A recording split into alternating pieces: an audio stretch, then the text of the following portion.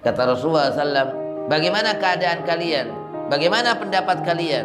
Bagaimana respon kalian? Kata Rasulullah, kalau aku pada saat ini memberitakan kepada kalian, menyampaikan sebuah berita bahwa di balik lembah ini ada pasukan yang akan menyerang kalian, adakah kalian percaya akan beritaku itu? Qalu na'am.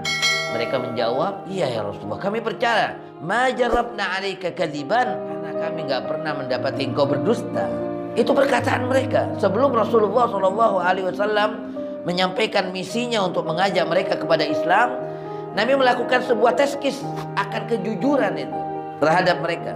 Semulia-mulianya Rasul yang diutus oleh Allah kepada kita, kita pun kemudian menjadi semulia-mulianya umat. Kuntum khaira ummatin ukhrijat linnas. Kalian adalah sebaik-baik umat yang dikeluarkan kepada manusia. Ini yang harus kita syukuri kepada Allah. Makanya Allah Ta'ala di dalam Al-Quran menyebut-nyebut nikmatnya ini kepada kita. Laqad manallah, sungguh Allah Ta'ala telah memberikan alal mu'minin, terhadap orang-orang mukmin. Id ba'atsa fihim rasulan minhum, di mana Allah telah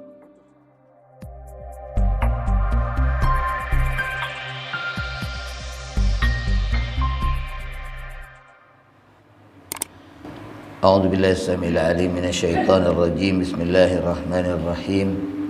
Assalamualaikum warahmatullahi wabarakatuh. Bismillahirrahmanirrahim. Alhamdulillahi rabbil alamin, wassalatu wassalamu ala asyrafil anbiya'i wal mursalin sayyidina wa habibina Muhammadin wa ala alihi wa sahabatihi wa man tabi'a hudahu ila yaumiddin. Amma ba'd. Ya Rabbi shrah li sadri wa yassir li amri wahlul 'uqdatam min lisani yafqahu qawli. Subhanaka la ilma lana illa ma 'allamtana innaka antal alimul hakim wa tub 'alaina innaka antat tawwabur rahim. Ma'asyiral muslimin, jamaah salat subuh Masjid Pesantren yang dirahmati Allah. Syukur alhamdulillah kita panjatkan kehadirat Allah Subhanahu wa taala yang telah memberikan nikmatnya kepada kita di pagi hari ini. Kita semua bisa melaksanakan salat subuh berjamaah, dan kita pula bisa duduk sejenak berzikir kepada Allah Subhanahu wa taala dan menambah ilmu kita melalui ayat-ayat Allah Subhanahu wa taala dan hadis-hadis Rasulullah sallallahu alaihi wasallam. Karena ilmu itu adalah ma qala Allah wa ma qala Rasul. Ilmu itu adalah apa yang difirmankan Allah dan apa yang disabdakan oleh baginda Rasulullah sallallahu alaihi wasallam.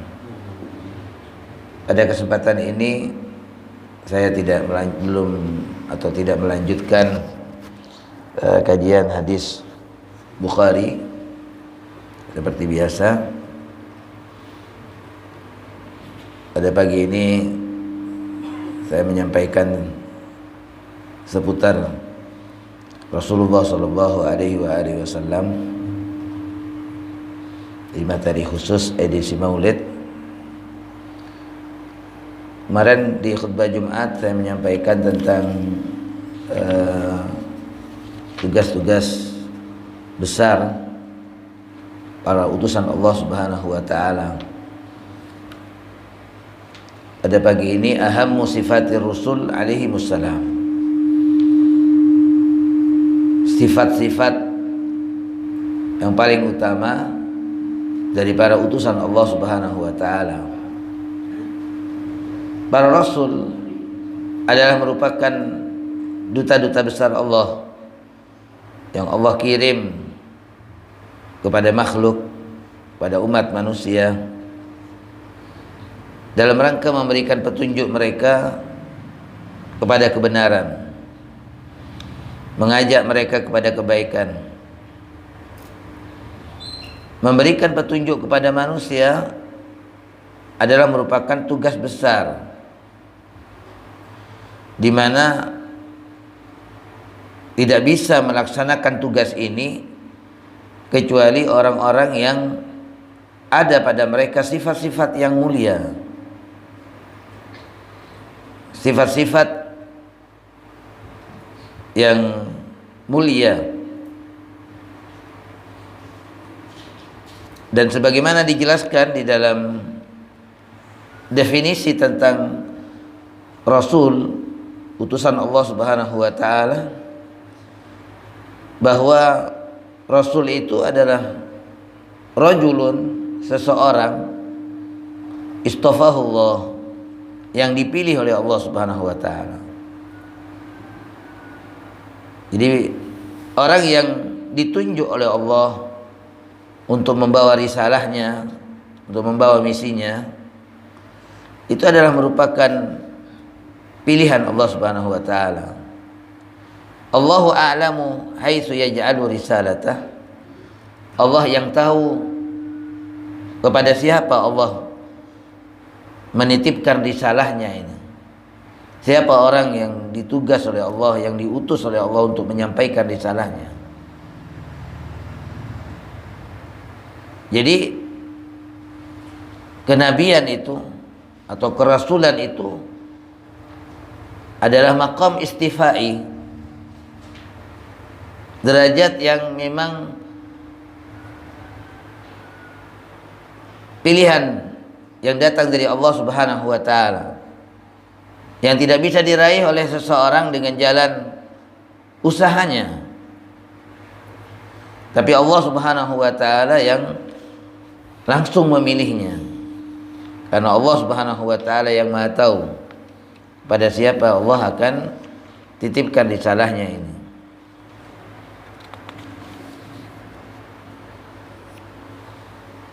Dan manusia yang dipilih oleh Allah Subhanahu wa taala,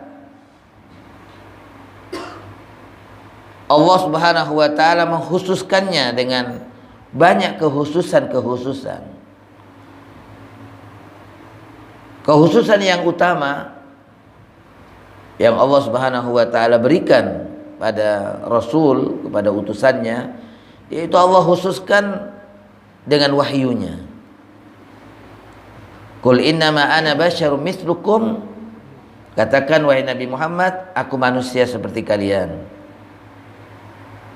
Yuha, akan tetapi ini kekhususan yang Allah berikan kepada Rasul, di mana para Rasul mendapatkan wahyu dari Allah Subhanahu wa taala. Ini yang nggak bisa ditandingi tentunya, karena dia adalah orang yang mendapatkan kekhususan dari Allah Subhanahu wa taala dengan diberinya wahyu oleh Allah Subhanahu wa taala. Dan Allah perintahkan Rasul itu untuk menyampaikannya pada manusia. Sehingga di dalam definisi Rasul itu sudah mengandung 5 sifat dasar. Antara lain bahwasanya Rasul itu adalah manusia, bukan malaikat. Karena Allah Subhanahu wa taala mengutus utusannya memang dari 2 golongan, dari golongan manusia dan dari golongan malaikat. Rasul yang Allah Subhanahu wa taala utus kepada manusia adalah dari golongan manusia.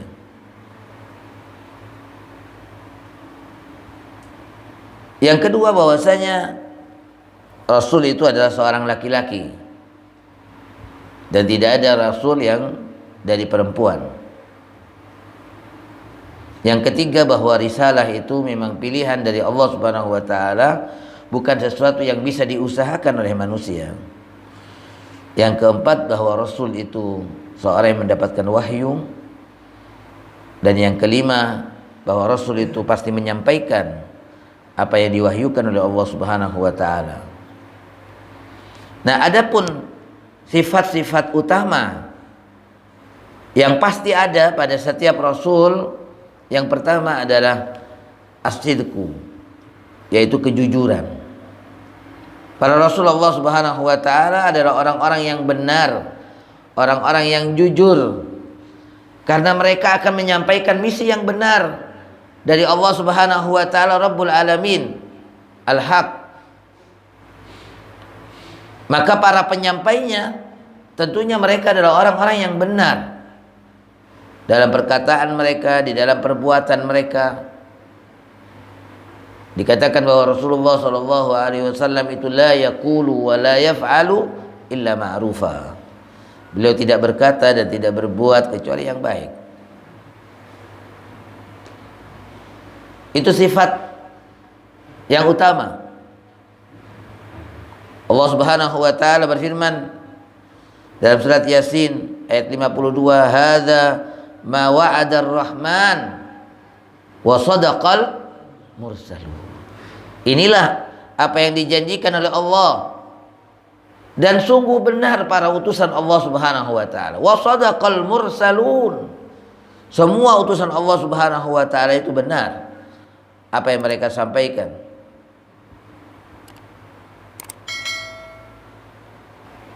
Gak ada ceritanya Rasul itu membohong, gak ada.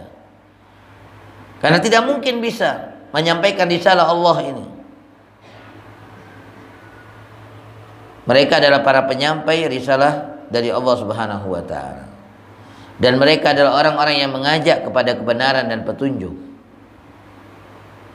Allah Subhanahu wa taala berfirman dalam surat An-Nahl ayat 105, "Innama yaftaril kadhiba alladzina la yu'minuna bi ayatillah wa ulaika humul kadzibun."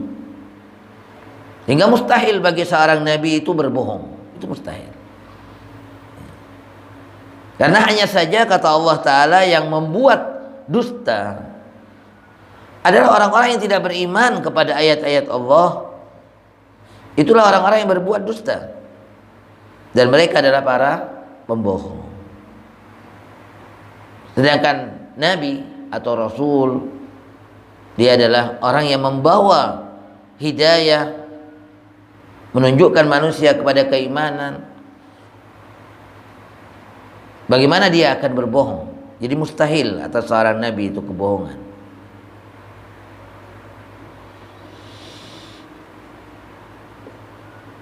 Kalau seandainya terjadi kebohongan dari seorang nabi misalnya,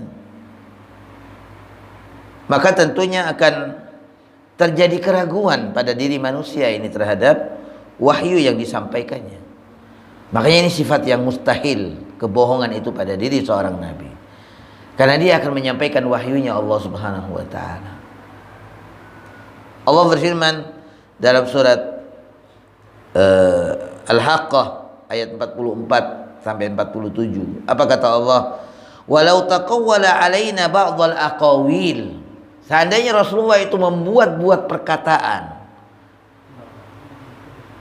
Rasulullah memasukkan perkataan yang bukan dari wahyunya Allah Subhanahu wa taala, la akhadna minhu bil yamin. Niscaya aku akan tarik dia, kata Allah. Akan dicabut oleh Allah Subhanahu wa taala. Tsumma laqata'na minhul watin. Kemudian aku putus urat nadinya, kata Allah. Ini enggak mungkin. Mustahil. Fama minkum min ahadin anhu hajizin, dan tidak seorang pun yang bisa menghalangi hal itu.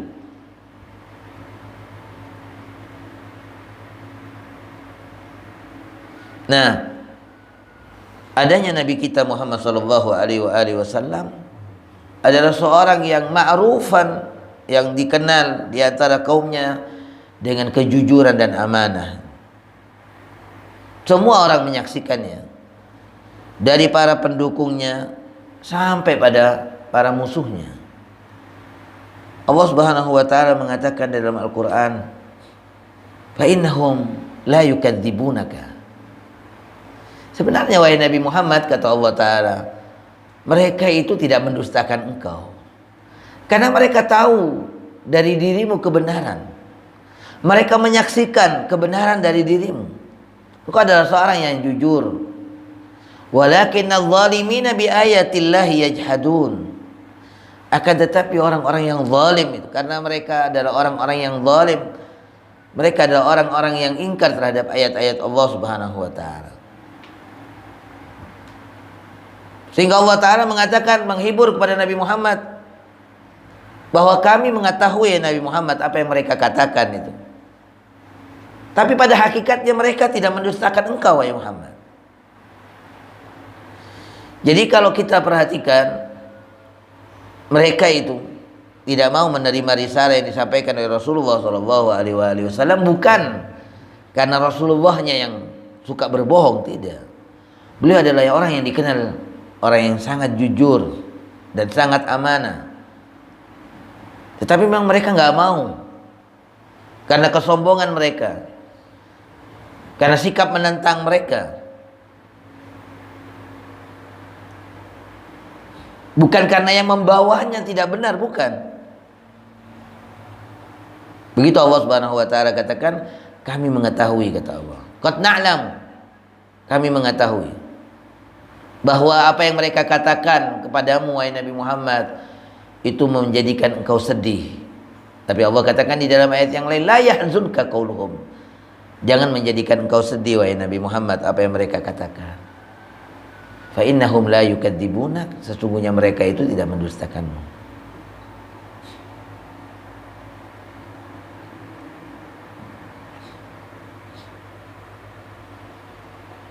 Sehingga orang-orang kafir pun tidak mendapatkan celah pada diri Nabi Muhammad SAW untuk menuduhnya dengan kebohongan. Mereka nggak mendapatkan celah itu. Tetapi mereka menyatakan bahwa apa yang disampaikan oleh Nabi Muhammad SAW itu benar. Hina sa'ala Hirakl Abu Sufyan anhu, hal jarrabtum alaihi kadiban. Raja Hiraklus pernah bertanya kepada Abu Sufyan, apakah kalian pernah mendengar kebohongan dari dia, yakni dari Nabi Muhammad SAW? Faqala la. Ini dalam posisi yang sangat genting, yang sangat menentukan. Di saat terjadi lobby dari Abu Sufyan terhadap Raja Hiraklus agar mengusir sahabat-sahabat Rasulullah SAW yang berhijrah menemui Raja Hiraklus itu. Tapi Raja Hiraklus seorang raja yang cerdas. Dia tidak mudah mendengarkan bisikan orang. Dia bertanya. Dan pertanyaan-pertanyaan yang disampaikan oleh Raja Hiraklus untuk mengetahui sejauh mana tentang Nabi Muhammad SAW itu luar biasa. Pertanyaan-pertanyaan yang disampaikan oleh beliau. Raja Hiraklus bertanya tentang nasabnya, sehingga Raja Hiraklus mengetahui ini adalah utusan Allah Subhanahu wa taala, karena ada pada dirinya ciri-ciri yang menunjukkannya. Di antara pertanyaannya, poin yang sangat penting yang ditanyakan oleh Raja Hiraklus kepada Abu Sufyan itu, hal jarrabtum alaihi kadhiba. Adakah kalian mendengar kebohongan darinya? Apakah dia pernah berdusta? Faqala la. Abu Sufyan mengatakan tidak. Faqala Hirakl, maka berkatalah Raja Hiraklus itu, makana liyada'al kadhib 'alan nas wa yakdzib 'ala Allah. Kalau dia sudah tidak berdusta terhadap manusia, bagaimana dia akan berdusta kepada Allah? Kata Raja Hiraklus.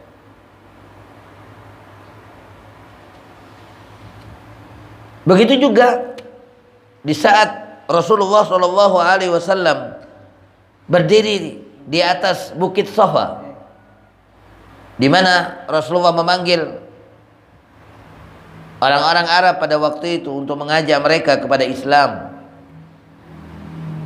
Di tengah-tengah berkumpulnya mereka, Rasulullah SAW mengatakan, ara'aitum law akhbartukum anna khailan bisa fi hadzal wadi turidu an tughira alaikum akuntum musaddiqiyya.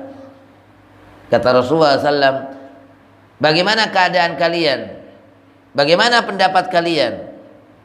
Bagaimana respon kalian? Kata Rasulullah, kalau aku pada saat ini memberitakan kepada kalian, menyampaikan sebuah berita bahwa di balik lembah ini ada pasukan yang akan menyerang kalian, adakah kalian percaya akan beritaku itu?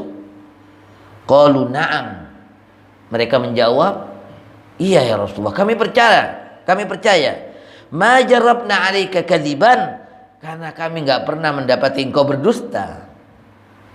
Itu perkataan mereka sebelum Rasulullah SAW menyampaikan misinya untuk mengajak mereka kepada Islam. Nabi melakukan sebuah tezkis akan kejujuran itu terhadap mereka. Bertanya kepada mereka, apakah mereka percaya kalau Rasulullah menyampaikan bahwa di balik lembah ini ada musuh yang akan menyerang mereka? Mereka mengatakan iya. Nah, itulah sifat yang utama dan mulia yang wajib ada pada setiap para nabi. Ketika orang meragukan tentang apa yang disampaikan oleh Rasulullah SAW, maka Allah Subhanahu wa taala mengatakan, "Qul," katakan wahai Muhammad, "in kuntum fi raibin mimma nazzalna ala abdina fa'tu bi suratin min mithlih." Katakan wahai Nabi Muhammad, apabila kalian ragu terhadap apa yang kami turunkan kepada hamba kami, yaitu Nabi Muhammad SAW, fa'tu, maka datangkanlah bi suratin min misli, datangkan satu surat yang sama. Wad'u syuhada'akum min dunillah, datangkan semua penolong-penolong kalian dari selain Allah. In kuntum shadiqin, jika kalian benar.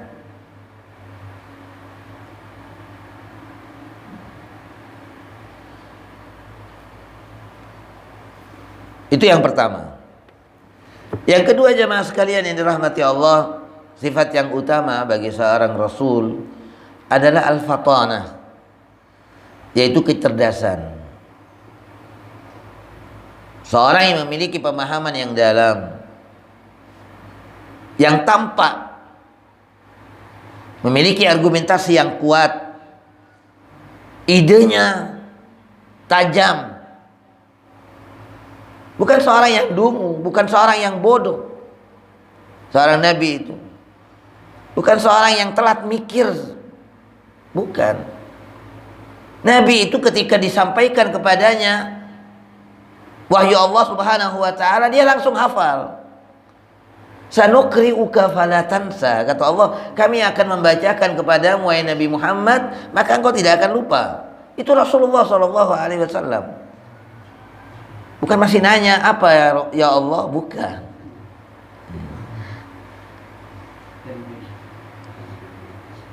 Jadi seorang yang cerdas, sekali mendengar hafal, dan apa yang diserap itu sempurna, nggak ada yang hilang. Satu huruf pun nggak ada yang hilang. Itu kecerdasan. Ya. Makanya level seorang nabi itu, dia tidak lagi membaca huruf, dia tidak lagi membaca tulisan, dia tidak lagi hanya menganalisa bacaan, bukan, tapi dia membaca alam. Itu levelnya seorang nabi. Sehingga Rasulullah SAW menginformasikan bahwa di seekor lalat itu sayapnya satu mengandung penyakit, yang satu mengandung obat. Itu bacaan Rasulullah SAW. Itu levelnya Nabi. Karena beliau adalah seorang yang mendapatkan wahyu dari Allah Subhanahu wa taala. Nah, ketika beliau menyampaikan sempurna, nggak ada yang kurang juga. Di saat menerimanya sempurna, di saat menyampaikannya sempurna, dan di saat mempraktekannya juga sempurna. Semuanya sempurna. Beda dengan kita. Kita di saat mendapatkan 100% yang disampaikan misalnya, yang bisa kita serap mungkin hanya berapa persennya. Di saat kita sampaikan berkurang lagi apa yang kita dengar tadi, yang sudah kita pahami. Dalam pengamalannya jauh berkurang lagi. Itu kalau kita. Rasulullah tidak.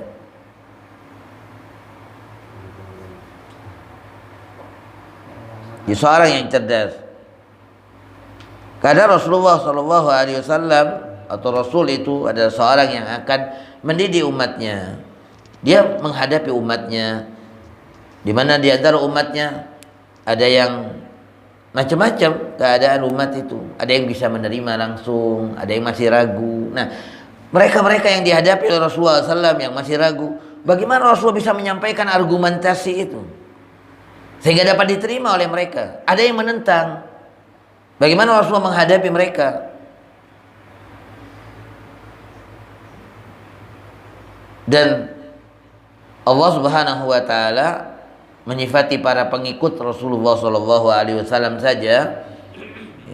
Allah mengatakan, wa ka'ayyin min nabiyyin qatala ma'ahu ribbiyuna katsir fama wahanu lima asabahum fi sabilillahi wa ma dha'ufu wa mastakanu wallahu yuhibbus sabirin. Ini sifat yang ada pada pengikut para nabi. Kata Allah, betapa banyak dari seorang nabi itu yang mana qatala ma'ahu ribbiyuna katsir, yang berjuang bersamanya ya adalah orang-orang yang mempunyai kualitas rabbani dan jumlah mereka banyak. Sifat mereka, kata Allah, mereka itu tidak lemah secara ruhiyah, secara rohani nggak lemah, dikarenakan kekuatan mental mereka yang sangat luar biasa, kekuatan ruhiyah yang ada pada mereka. Dan mereka juga nggak lemah secara fisik, serta mereka tidak lemah secara intelektual. Itu para pengikut Rasulullah Shallallahu Alaihi Wasallam, orang-orang yang berjuang bersama Nabi. Secara intelektual mereka bukan orang yang minder, mereka punya kekuatan berpikir. Wa mastakan, apalagi pemimpinnya.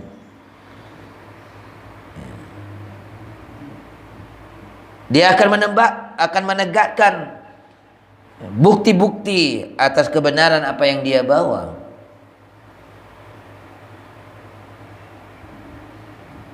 Dia membawa beban-beban risalah yang berat ini. Seandainya dia bukan seorang yang pandai, bukan orang yang cerdas, nggak akan bisa melaksanakan beban-beban risalah yang berat ini. Tidak akan bisa mendidik umat, nggak akan bisa menghadapi para musuhnya, orang-orang yang menentangnya, nggak akan bisa. Kalau kita perhatikan bagaimana kisah-kisah para rasul dalam dialog-dialog mereka, ya. Nabi Ibrahim alaihissalam misalnya, alam tara ila alladhi tidakkah kamu lihat, kata Allah Subhanahu wa taala, ketika Nabi Ibrahim alaihissalam berdialog tentang Allah Subhanahu wa taala, ya.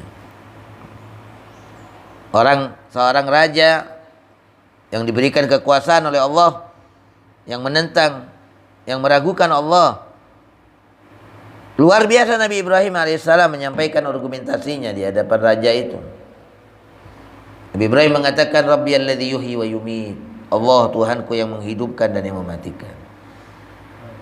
Lalu si raja mendatangkan dua orang, yang satu dibunuh, yang satunya dibiarkan. Dia mengatakan, ana uhyi wa umit, aku dapat menghidupkan dan dapat mematikan juga, kata dia. Ini yang mati aku yang membunuhnya, yang hidup aku yang menghidupkannya, katanya. Qala, kata Nabi Ibrahim, fa innallaha ya'ti bisyamsi minal masyriq, Allah itu mendatangkan matahari dari timur, coba datangkan dari barat, kata dia. Fabuhital ladzi kafar, maka bungkam si kafir itu, si raja yang kafir itu, kemudian enggak bisa bicara. Dia diam dengan 1000 bahasa. Fabuhital ladzi kafar, wallahu la yahdil qaumadz zalimin. Jadi sempurna akal mereka, salawatullahi alaihim. Itu yang kedua jamaah sekalian yang dirahmati Allah, yaitu kecerdasan, ya, kecerdasan. Yang ketiga, termasuk bagian dari kecerdasan itu adalah kekuatan narasi yang disampaikan. Allah Subhanahu wa taala berfirman, Ar-Rahman 'allamal Qur'an, khalaqal insan 'allamahul bayan. Nabi Shallallahu Alaihi Wasallam itu punya narasi yang luar biasa, kekuatan narasi yang Allah berikan kepada beliau. Kalimat yang singkat tapi padat, ya. Jawami'ul kalim itu diberikan oleh Allah Subhanahu Wa Taala, kemampuan narasi yang sangat luar biasa. Kita lihat hadis-hadis Rasulullah Shallallahu Alaihi Wasallam, ya. Kalimatnya singkat tapi memiliki makna yang banyak. Ketika Rasulullah misalnya menjelaskan tentang apa? Tentang lautan. Nabi mengatakan huwa tahuru ma'uhu. Air laut itu adalah air yang suci, airnya suci kata Nabi. At-tahur bisa mensucikan, wal hillu maitatuhu, dan yang halal bangkainya.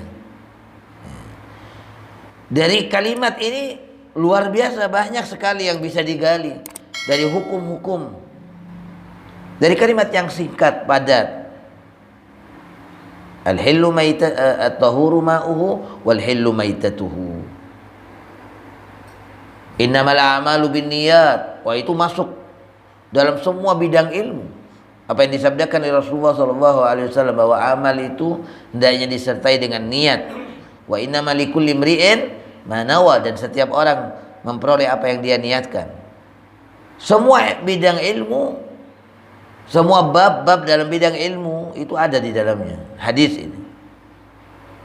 Di kalimat yang singkat, padat.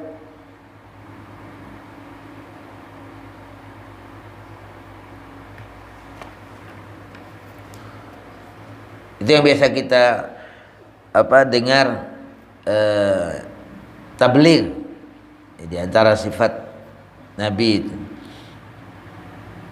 mempunyai kemampuan untuk menyampaikan komunikasi yang baik.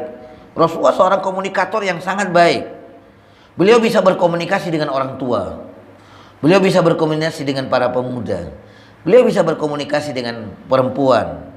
Beliau bisa berkomunikasi dengan anak-anak. Semua komunikasi Rasulullah SAW, apa yang disampaikan oleh Rasulullah SAW bisa diterima oleh setiap orang.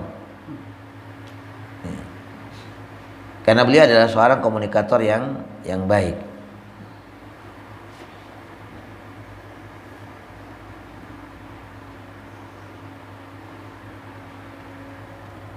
Yang ketiga, sifat yang utama bagi seorang Rasul yang ketiga adalah al-ismah.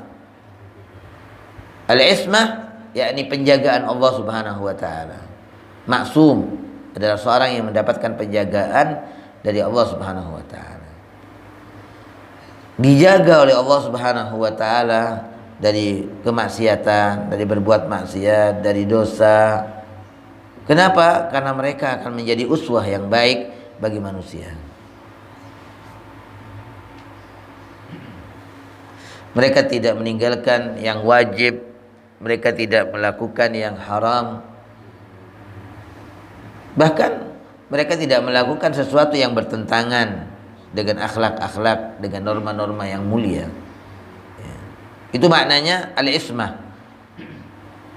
Sehingga seorang nabi nggak takut menyampaikan risalah Allah. Ya ayyuhan nabi balligh ma unzila ilaika. Wahai Nabi, kata Allah, sampaikan apa yang diturunkan kepada engkau. Wa illam taf'al, kalau engkau tidak melakukan wahai Nabi Muhammad, fama ballaghta risalatah, maka berarti engkau tidak menyampaikan risalah Allah. Lalu Allah mengatakan apa? Wallahu ya'simuka minan nas. Allah menjagamu wahai Nabi Muhammad dari kejahatan manusia.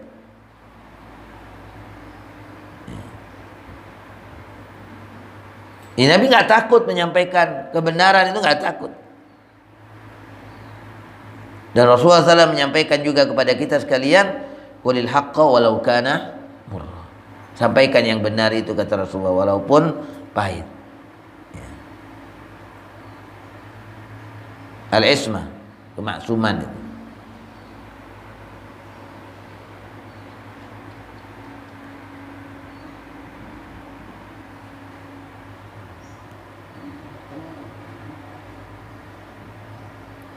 Yang keempat, al-kamal fil khilqa adh-dhahira was-salama min al-amradin munaffirah.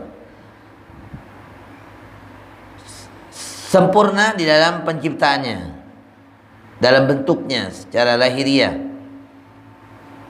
dan bebas dari penyakit-penyakit yang membuat orang takut darinya, yang membuat orang lari menjauh darinya. Jadi sebagaimana kita wajib mengimani kebenaran Rasul tadi dan amanahnya serta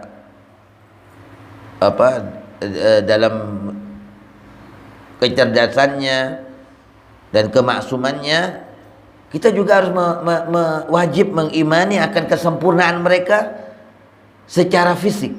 Seorang nabi itu seorang yang sempurna dan indah. Setiap rasul yang diutus oleh Allah Subhanahu wa taala.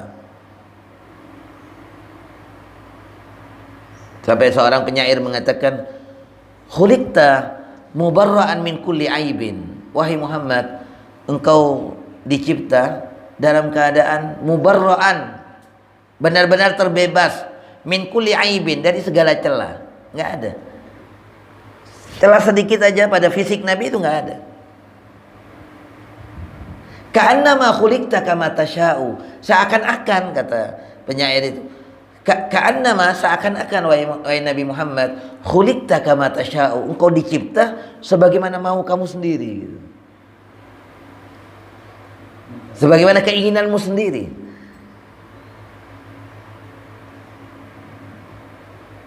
Wa ajmalu minka lam talidhin nisa'u, dan orang yang lebih sempurna dari engkau wahai Muhammad, dan orang yang lebih indah dari engkau, enggak ada seorang wanita yang melahirkannya, enggak ada lagi. Beliau adalah orang yang paling sempurna secara bentuknya, fisiknya, tubuhnya, ya. Dan itu salah satu sifat yang utama pada diri seorang rasul. Al-kamal fil khilqah al-zahirah, kesempurnaan.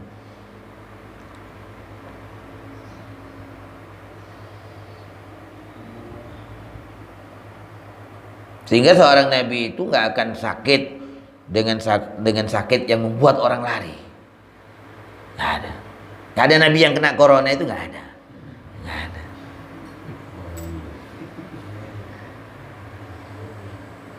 Terbebas dari penyakit-penyakit yang membuat orang takut. Karena dia tugasnya menyampaikan risalah Allah Subhanahu wa ta'ala. Kalau dia sakit yang semacam itu nggak bisa nantinya.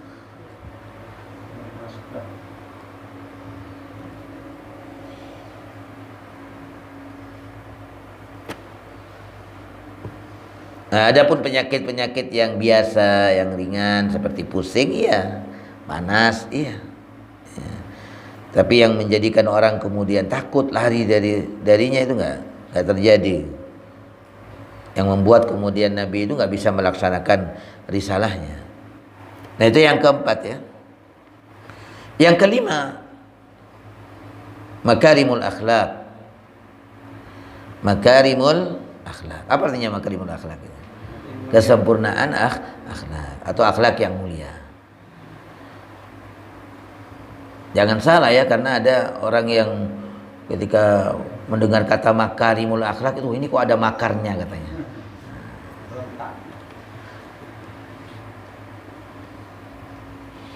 Nah, para rasul mereka memiliki sifat dengan sifat yang sempurna secara kemanusiaannya, dan mereka adalah orang-orang yang dihiasi dengan akhlak yang utama, kedermawanan.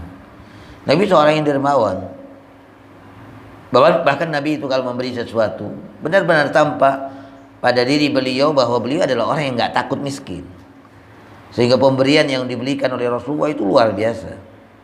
Bahkan nggak ada orang yang datang pada Nabi meminta kemudian ditolak, itu nggak ada. Setiap orang yang datang meminta diberi oleh Rasulullah SAW. La yakhshal faqr. Jadi benar-benar orang yang nggak takut akan kemiskinan. Kedermawanan beliau, al-adal, keadilannya, syaja'ah, keberaniannya, as-sabr, kesabarannya, al-ifwah, menjaga kehormatan dirinya, wal amanah, wal hilim, wal haya, malu. Ini sifat-sifat yang mulia ini disebut dengan makarimul akhlak. Akhlak yang mulia. Sampai Allah Subhanahu wa taala menyifati Nabi kita Muhammad sallallahu alaihi wasallam dengan firman-Nya, wa innaka la'ala khuluqin azim. Sungguh engkau ya Nabi Muhammad berada di atas akhlak yang mulia. Dan itu tampak sejak beliau masih anak-anak, itu sudah tampak sifat-sifat ini, sudah sangat tampak pada diri beliau akhlak yang mulia ini.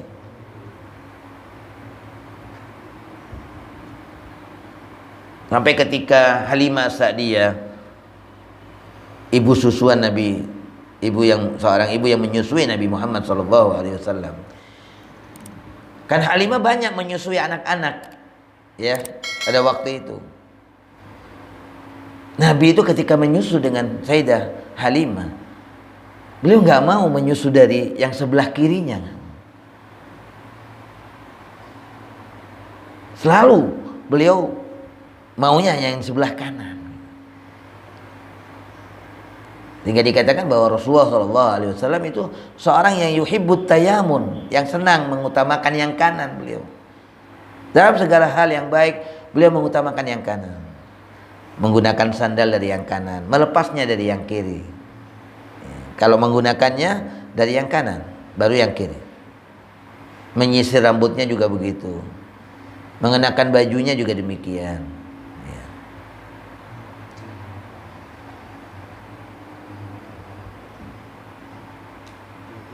Bahkan kata Sayyidah Halimah, Nabi itu ini di masa kecil, di saat beliau masih menyusu, itu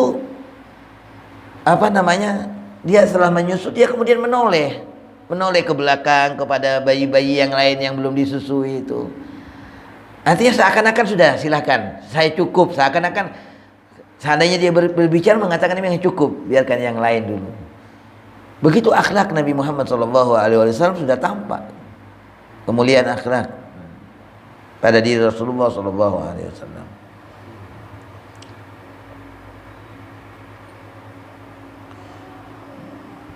Jadi risalah ini nggak pantas dibawa oleh orang yang bakhil, nggak pantas. Pasti adalah seorang yang dermawan.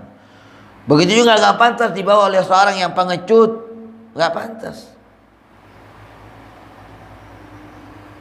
Apalagi orang yang berkhianat, orang yang hasud, nggak pantas semuanya. Dan ini nggak ada sifat-sifat yang semacam itu. Jadi risalah ini hanya pantas dibawa oleh orang yang memiliki akhlak yang mulia, kebersihan jiwa, dan dihias dengan akhlak-akhlak yang utama. Hingga Rasulullah SAW mengatakan, innama bu'istu liutammima makarimal akhlak. Aku diutus, kata Rasulullah, untuk menyempurnakan akhlak yang mulia.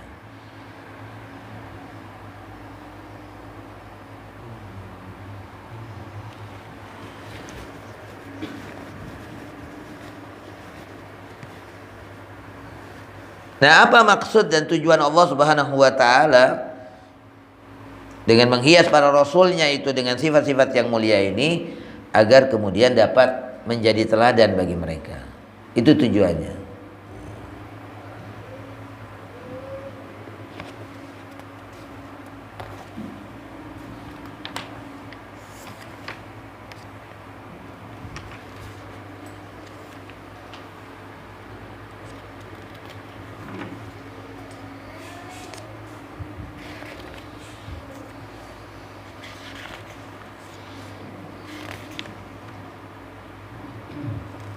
Selanjutnya jamaah sekalian yang dirahmati Allah, bahwa setiap umat itu ada rasul yang diutus oleh Allah Subhanahu wa taala.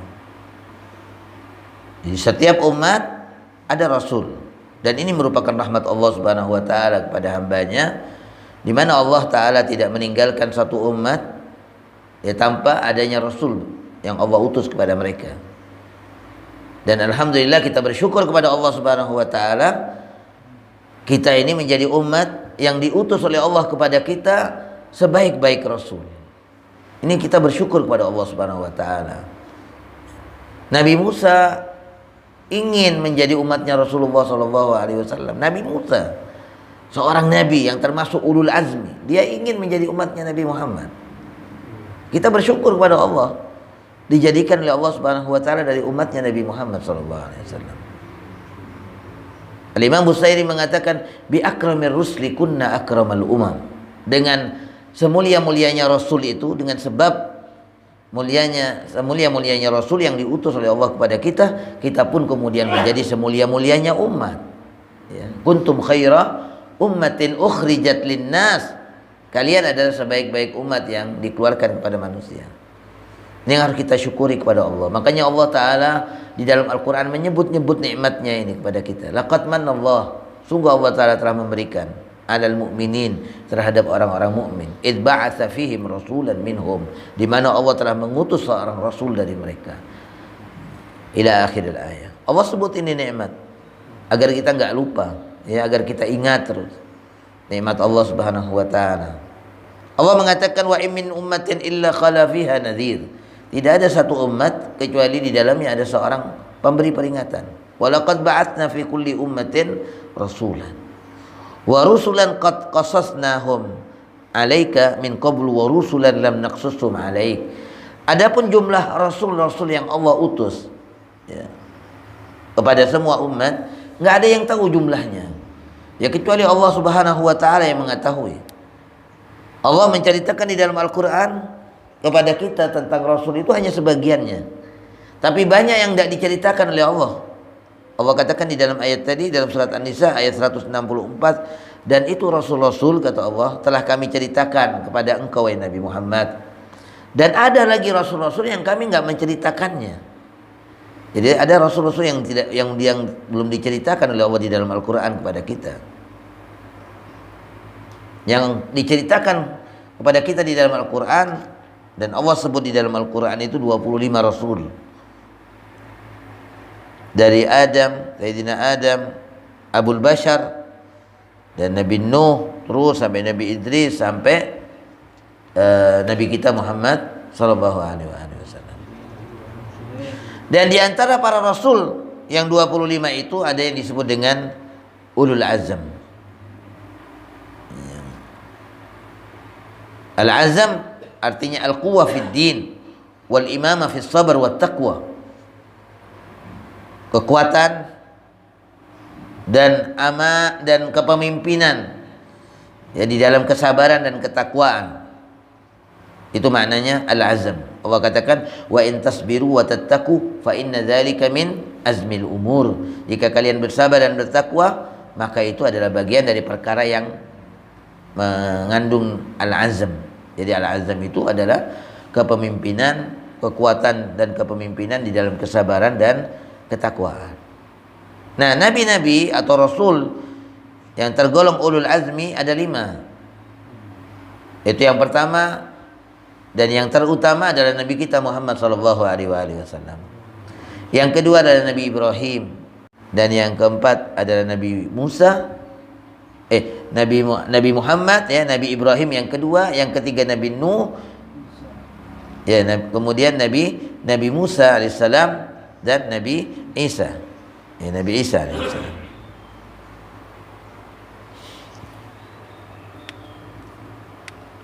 Kalau dari sisi urutannya yang sepakat 3 itu yang sepakat, ya, Nabi Muhammad, Nabi Ibrahim, Nabi Musa. Sedangkan yang keempat dan yang kelima di sini berbeda, ada perbedaan. Ada yang mengatakan Isa baru Nuh yang lebih utama, gitu, ya. Ada yang mengatakan Nuh baru Isa dalam urutan keutamaannya. Allah sebutkan mereka secara khusus. Allah firman dalam surat Al-Ahzab ayat 7, wa id akhadna minan nabiyyina mitsaqahum. Dan ingatlah wahai Nabi Muhammad ketika kami mengambil dari para nabi, mengambil perjanjian dari mereka. Wa minka, dan dari engkau wahai Muhammad. Jadi Allah setelah menyebutkan minan nabiyyin, dari para nabi, Allah khususkan lagi wa minka, dan dari engkau wahai Nabi Muhammad. Wa min Nuh, dan dari Nuh. Wa Ibrahim, dan dari Nabi Ibrahim. Wa Musa, dan dari Nabi Musa. Wa Isa bin Maryam. Jadi Allah sebutkan yang 5 ini secara khusus setelah Allah menyebutkan Nabi secara keseluruhan. Kemudian Allah Ta'ala mengajak bicara nabinya Nabi Muhammad SAW dengan firman-Nya, fasbir kama sabara ulul azmi minar rusul. Maka sabarlah engkau ya Nabi Muhammad sebagaimana para ulul azmi dari utusan Allah Subhanahu wa taala. Nah, para nabi ulul azmi itu yang 5 tadi. Al-Qur'an memberitakan kepada kita sekalian bahwasanya Allah Subhanahu wa taala melebihkan sebagian rasul atas sebagian yang lain. Jadi kata Allah, tilkar rusul, itu para rasul, kata Allah, faddalna ba'dahum ala ba'din. Kami lebihkan sebagian mereka atas sebagian yang lain.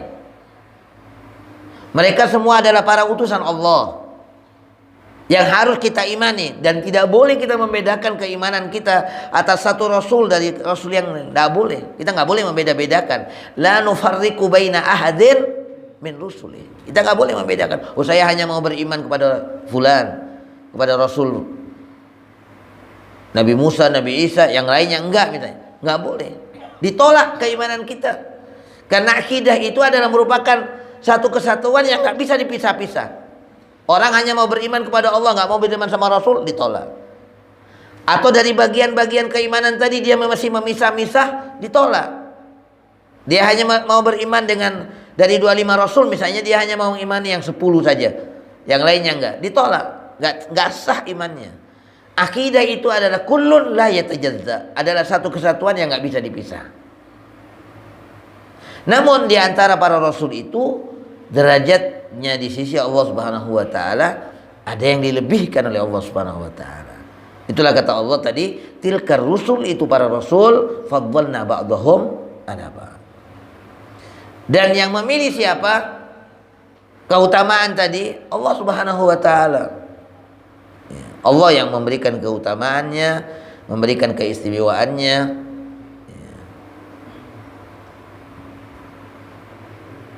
Jadi secara mutlak bahwa paling utamanya para rasul itu adalah para ulul azmi, dan yang paling utama dari para ulul azmi itu adalah Nabi kita Muhammad sallallahu alaihi wasallam. Karena apa?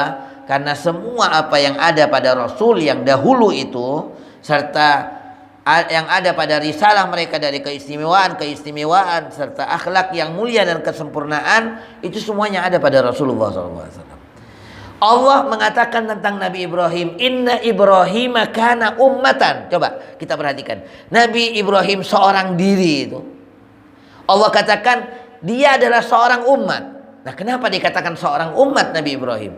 Karena semua yang ada pada umat manusia dari kemuliaan akhlak ada pada diri Nabi Ibrahim. Sehingga Allah mengatakan inna Ibrahim kana ummatan, bahwa Nabi Ibrahim itu adalah seorang umat, kata Allah. Nah, kalau Nabi Ibrahim saja dikatakan demikian oleh Allah, bagaimana dengan Nabi kita Muhammad SAW yang dia lebih afdal daripada Nabi Ibrahim. Jadi kalau Nabi Ibrahim saja dikatakan seperti itu, apalagi Nabi kita Muhammad SAW.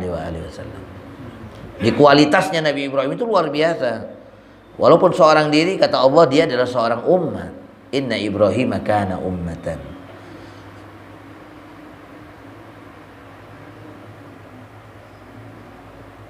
Jadi Nabi kita Muhammad SAW adalah afdhalul mursalin, paling utamanya utusan Allah Ta'ala, wa sayyiduhum, beliau adalah penghulu dari semua para nabi, dan risalahnya adalah yang paling sempurna serta yang paling menyeluruh. Beliau tidak hanya diutus untuk kaumnya saja, tapi linnasi kafa, untuk seluruh manusia, dan umatnya adalah sebaik-baik umat yang dikeluarkan untuk manusia.